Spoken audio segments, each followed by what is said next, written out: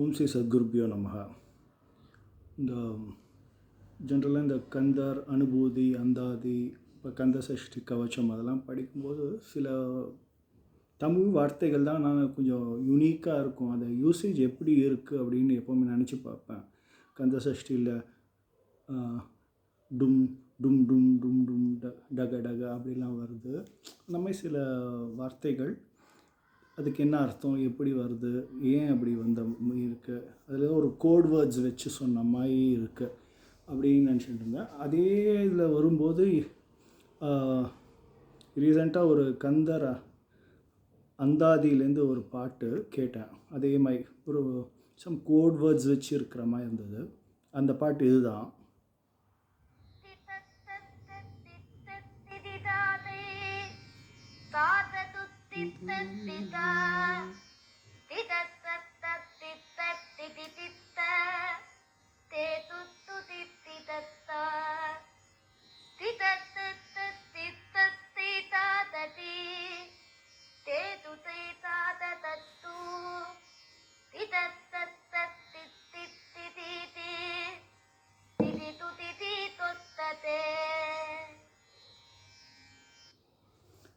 எப்படி என்ன இது தித்தத் தத்தத் அப்படின்னு வருது என்ன அப்படின்னா, இது வந்து ஒரு மாதிரி இந்த கோட் வேர்ட்ஸ் வச்சு பண்ணுறதுன்னும் போது முன்னாடி நான் இந்த சான்ஸ்கிரிட் படிக்கும்போது இந்த காளிதாசரோட இதெல்லாம் பண்ணும்போது அவருக்கு ஒரு சேலஞ்சு, காளிதாஸுக்கு ஒரு சேலஞ்சார். அவர் வந்து அவங்க ராஜா சொல்கிறாரு, நீ எவ்வளோ பெரிய புலவர அப்படின்னா உனக்கு வந்து இந்த க க க க அப்படின்ற வார்த்தைகளை சேர்ந்து ஒரு போயம் எழுத முடியுமா, கவிதை எழுத முடியுமா அப்படின்னா. அது காக்கா காக்கா சேர்ந்தா போல் ஒரு வார்த்தை வராது, அது எப்படி அர்த்தம் இல்லாததாக இருக்கும் அப்படின்னா அந்த எண்ணத்தில் அவர் கேட்குறாரு. ஆனாலும் அந்த காளிதாசர் அவருடைய புலமை அதில் தான் இருக்குது. அவர் வந்து ஒரு பொண்ணை பார்த்து குழந்தையை பார்த்து கேட்குறார். காத்வம் பாலே காஞ்சன மாலா கஸ்யா புத்ரி கனகலதாயா ஹஸ்தே கிந்தும் தாலி பத்ரம் காவா ரேகா க க க க. காத்வம் பாலே, குழந்தையே உன்னுடைய பேர் என்ன? காஞ்சனமாலா, என்னோடய பேர் காஞ்சனமாலா அப்படின்னு அவர் சொல்கிறான். கஸ்யா புத்ரி, யாருடைய குழந்தை நீ? கனகலதாயா. ஹஸ்தே கிந்தும், கையில் என்ன வச்சுருக்க? தாலி பத்திரம், பனமர இலை வச்சுருக்கேன். அதில் என்ன எழுதியிருக்க? காவா ரேகா க க க க க க கன்னு எழுதியிருக்கேன். ஸோ க க க கன்னு வச்சு ஒரு போயமை எழுதியிருக்காரு. இதை பார்த்து ராஜா ரொம்ப ஆச்சரியப்பட்டார். ஸோ இந்த மாதிரி ஒரு கோட் வேர்ட்ஸை வச்சு தான் இந்த மாதிரி சில பாட்டெல்லாம் இருக்கும் போல இருக்குது அப்படின்னு. அப்போ இந்த பாட்டு என்ன, இந்த திதத் தத்தித் அது எப்படி வந்தது அப்படின்னு கொஞ்சம் பார்த்தா அதோடைய சன்னிவேஷம் அதே மாதிரி போய் பார்த்தா இது வந்து வில்லிபுத்தூரர் வந்து ஒரு தனக்கு ஞானம் இருக்குது ரொம்ப இது இந்த கர்வத்தில் வந்து அவரோட போட்டி போடுறவங்க எல்லாருக்கும் அதையும் அறுத்துட்டு இருந்தார், தோல்வி அடைஞ்சவங்கள்லாம். அப்படி இருக்கும்போது அவர் வந்து அருணகிரிநாதரை சந்திக்கிறாரு. இவங்க 2 பேருக்குள்ளே இப்போ போட்டி நடக்குது. அப்போ வந்து அருணகிரிநாதர் சொல்கிறாரு, என்னுடைய அந்தாதிக்கு நீ பதில் சொல்லிட்டேன்னா அப்புறம் நீ என் காதாக இருக்கலாம், இல்லாட்டி நான் உன் காதாக இருக்கணும் அப்படின்னு சொன்னார். ஸோ 2 பேரும் அதுக்கு இதுவாக இருக்கார். அப்போது இவர் இந்த அந்தாதி சொல்லிவிட்டு கொஞ்சம் கொஞ்சமாக சொல்லும்போது வில்லிபுத்தரை சொல்லிட்டு வராரு. ஃபைனலாக இந்த 54வது அந்தாதி இது கந்தர் அந்தாதி அது வரும்போது இதை சொல்லும்போது அவரால் பொருள் சொல்ல முடியல. அப்போது அதனால் அவரை தோல்வியை ஒத்துக்கிறாரு. அப்புறம் இது எப்படின்னு அப்போது இந்த வார்த்தைகள் தகாரம்ப வச்சு தா தி தி தாது அதெல்லாத்தையும் வச்சே ஒரு இது பண்ணியிருக்காரு. ஃபுல் வரிசை வந்திருக்குது. அதாவது இங்கே எப்படி வருதுன்னா தித தத்தத் தத்தித அப்படின்னா தித தத்த தத்திதன்ற தாள வரிசையில் திதி தன்னுடைய நடனத்தின் மூலம் நிலைப்படுத்துகின்ற தாதைன்னு உன்னுடைய அப்பா, தந்தையான பரமசிவன். இந்த மாதிரி நடனமாடி அதை பண்ணுற ஒரு பரமசிவன். தாத மறைக்கிழ ஓனாகிய பிரம்மனும். தாதன்றது இப்போ ஃபஸ்ட்டு வந்து சிவனை பற்றி சொன்னார். இப்போ தாதன்னு சொல்லும்போது பிரம்மனை பற்றி சொல்கிறாரு.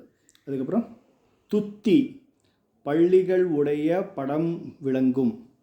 அதாவது இப்போ வந்து இவங்க 2 பேரை சொல்லியாச்சு. இப்போ விஷ்ணுவோடைய டிஸ்கிரிப்ஷன் ரொம்ப டீட்டெயிலாக சொல்கிறாரு. தத்தி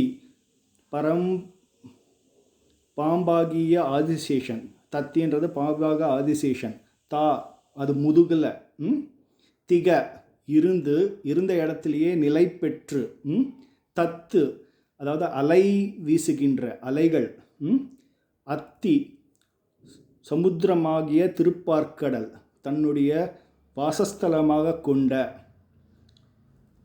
விஷ்ணுக்கு மட்டும் ரொம்ப டீட்டெயில் டிஸ்கிரிப்ஷன் கொடுத்துருக்காரு. ததி அதாவது ஆயர்பாடியில் அந்த தயிர், தித்தே அதை மிகவும் இனிப்பாக இருக்கிறதே என்று எடுத்துக்கொள்ளும், து அதை மிகவும் வாரி உண்ட திருமாலும், துதித்து போற்றி வணங்குகின்ற, இதத்து பேரின்ற சுரூப்பியாகிய, ஆதி மூலப்பொருளே, தத்தத்து தந்தங்களை